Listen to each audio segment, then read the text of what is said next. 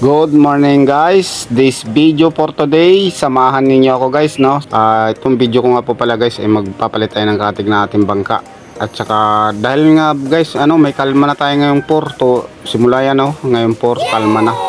So magpapalit tayo ng katig and then itong mga tarik. Yan.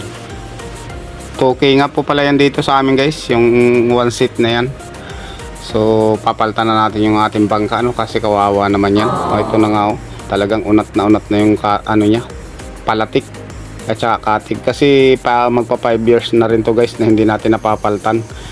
At saka itong pintura okay lang to kasi susunrox natin yan, okay na yan, medyo malinis na yan. So tingnan natin yung mga katig talaga niya, talagang luman-luma na, kaya ayan medyo nakakailang na ilaot kasi medyo mabigat na siya pumapasok ng dyan, ayan nagbibitak-bitak na siya. So siguro linis na lang tong katawan ng bangka para makaready na tayo ngayong makalaot na tayo.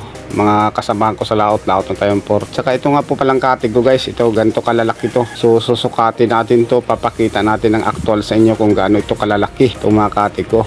Yan, ganyan kalalaki yan guys. Yan, mga 1 liter na 1 liter na asiti, mga ganong kalalaki o medyo malaki pa dun. So ganyan kalalaki ang katig. Kasi nga guys, delikado talaga sa laot pag maliliit ang katig mo, lalo na't ngayon habagat.